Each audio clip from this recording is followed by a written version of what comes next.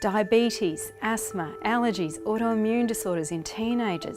Some people have blamed vaccination for these things, even though there's no good evidence that it causes them. And it's understandable for people to do that, because if something bad happens to their kids, they look around for an answer. The vaccines that are given around the time that that particular disorder appears is attributed to that disease.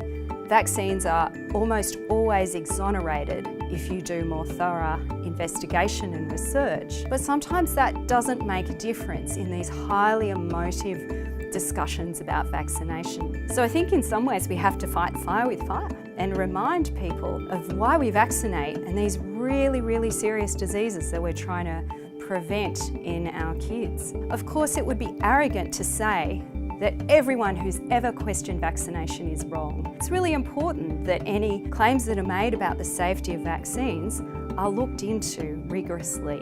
So if you start with a vaccine program that's already in place, you're looking at potentially hundreds of thousands of people who are receiving a vaccine, and you're looking at whether there's what we call an adverse event signal, so an increase in the rates of something after a vaccine is given. Once you get that signal, then you want to do some more thorough investigations that look more deeply into whether there's an association between that problem and the vaccine. So I've described the investigations that you do once a vaccine program is in place, but you also have 3 phases of trials before you can even license a vaccine.